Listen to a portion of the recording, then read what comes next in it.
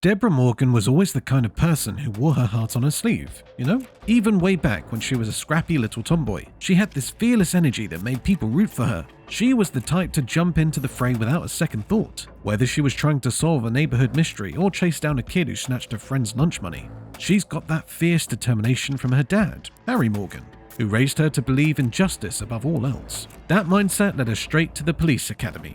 And of course, living with Dexter Morgan, her seemingly mild-mannered brother, only fueled her fire to protect others. In the original story, Deb eventually discovered Dexter's jaw-dropping secret after a series of close calls and uneasy suspicions. But what if that big revelation happened way sooner? Picture Deb, still new on the force but as sharp as ever, accidentally stumbling across the first clue about her brother's midnight activities. Instead of waiting for the ice truck killer fiasco to unravel, she finds something she just can't ignore, like an old note from Harry spelling out the code, or an unexplained piece of evidence in Dexter's lab.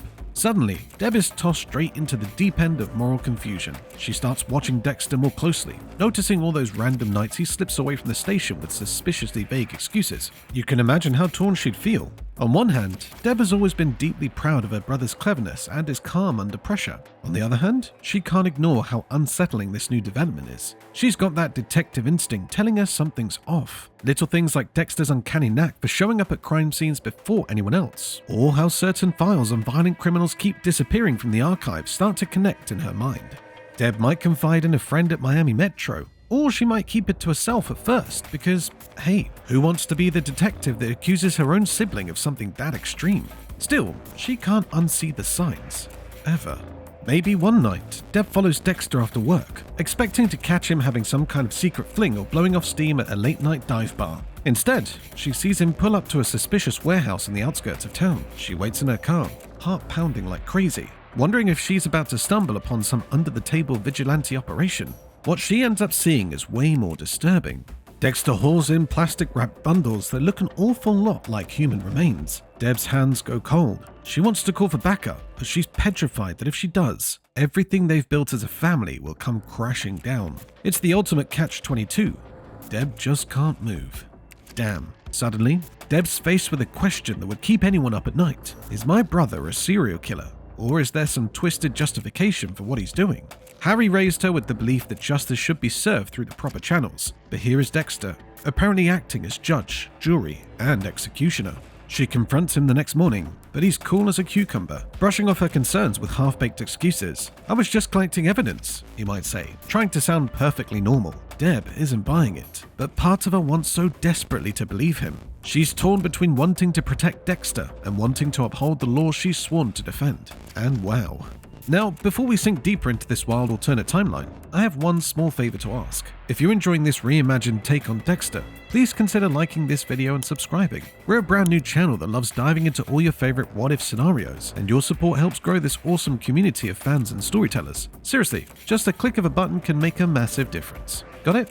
Fantastic. Deb starts digging through old case files, hunting for anything that might connect Dexter to unsolved disappearances. She can't believe what she's finding. Patterns of criminals who slip through the system, only to vanish under weird circumstances. She spots notes in Harry's handwriting referencing channeling the darkness and keeping it under control. It's like reading the diary of someone who recognized Dexter's violent streak but tried to steer it for good. Deb feels betrayed and heartbroken, not just by Dexter, but by Harry too. All those years, she believed her dad was just a stand-up cop who dotted every I and crossed every T. Now, she's realizing that maybe Harry bent the rules in ways she never imagined. Mind-blowing, right? In classic Deb fashion, she tries to tackle the problem head-on. She storms into Dexter's apartment one night, slamming the door behind her so hard that a picture frame rattles on the wall. Dexter, caught off guard, nearly drops the knife he was cleaning in the kitchen. She confronts him, tears in her eyes, demanding he spill every last detail. He tries to keep his cool, explaining that Harry taught him to kill only those who truly deserved it, like rapists and murderers, the worst of the worst. Deb's first reaction is total denial. She calls him a psycho and storms out. But later that night, she's sitting alone in her car, crying because a twisted part of her actually understands it. From that point on, Deb is on an emotional roller coaster. One day she's determined to lock Dexter up for good, convinced that he's a maniac who can't be allowed to run free. The next day, she's asking herself if maybe, just maybe, He's doing something beneficial by taking down criminals the system can't contain. She's seen too many scumbags walk free because of technicalities or sloppy police work. The conflict eats away at her, affecting her job performance and her personal life. She starts to drink a little more, lash out at people who don't deserve it, and lose sleep over guilt she can't really process. Meanwhile, Dexter tries to act normal, but he's definitely on edge too. The tension explodes when a high-profile suspect walks free on a technicality. This guy is the textbook definition of evil, and the way he smirks at the cameras outside the courthouse makes Deb's blood boil. She's standing there, fist clenched, and at the corner of her eye, she sees Dexter studying the man with that cold, assessing look. Later, Dexter approaches Deb with a quiet suggestion. If the system fails, you know I can handle it. She's horrified, but also tempted. That night, she sits alone in her apartment, wrestling with whether to warn the suspect. Ugh, can you imagine? Or let Dexter do his thing. In the end, she says nothing, sealing her silent approval. Sure enough, the next morning, the suspect turns up dead under bizarre circumstances. Nobody in Miami Metro can prove foul play, but Deb knows exactly what happened. She avoids Dexter's gaze at the station, but she also can't hide a perverse sense of relief. That's when it dawns on her. By staying quiet, she's become complicit. She can't pretend this is a black and white situation anymore. For every monster Dexter eliminates, another piece of Deb's conscience chips away. She starts to question everything: her job, her ethics, and the entire notion of justice. At one point, she even snaps at Quinn for making a harmless joke, storming off before she says something she'll regret. She's spiraling, and she knows it. Big time. Meanwhile, Dexter isn't exactly carefree.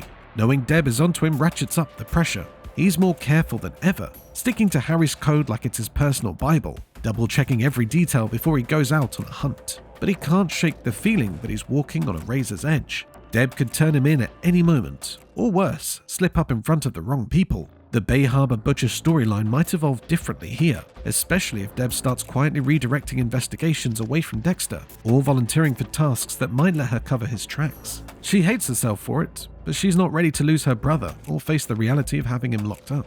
Over time, Deb's double life takes a toll on his relationships. She alienates Batista with her mood swings and even pushes Quinn away, despite how much she likes him. Eventually, Quinn confronts her in that signature blunt style of his. "What's going on with you?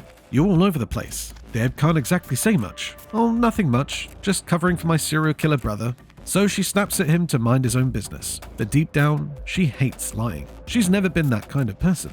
The stress is astronomical. She's a detective who's basically obstructing justice, all because she can't bear to betray the man who's been there for her since they were kids. Tough spot, for sure.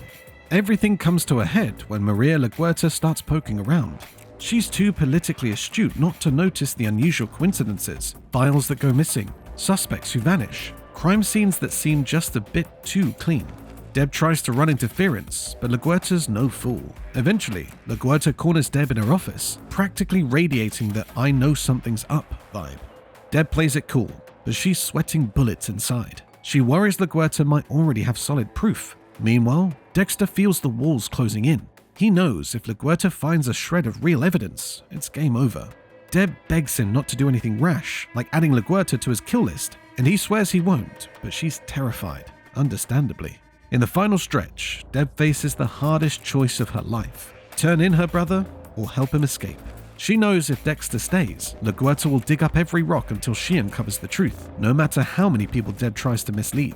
But if Deb helps Dexter flee Miami, she's effectively betraying her badge, her team, and everything she stood for since she was a kid. It's an agonizing dilemma. Picture Deb late at night, sitting on that old fishing boat where Harry used to take them as kids. Dexter stands by her, silent but pleading with his eyes. They both know it's the end of the line. Deb's tears say it all. She can't stop him. In this different take, she helps him slip away into the night. She pretends to have a lead that sends LaGuerta off on a wild goose chase, then calls Dexter and simply says, "It's done." He slips away, leaving behind an empty apartment and a swirl of rumors. Miami Metro scrambles, but without solid evidence, the case stalls. Deb returns to work, hollowed out by guilt and loss. She stands in the bullpen, imagining Dexter's grin from across the room, knowing that grin masked a world of darkness. She'll always wonder if she made the right call. Is she the hero for protecting her brother? Or is she a monster for aiding a killer? That's our glimpse into a world where Deb uncovers Dexter's secret way sooner. It's messy, it's painful, and it's full of moral grey areas. But let's face it, this is exactly why we love them. Their bond is so genuine, you can't help rooting for them, even when you know it's wrong.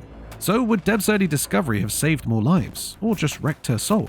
And could Dexter keep everything hidden if Deb was in on it from the start? Let's hear your thoughts.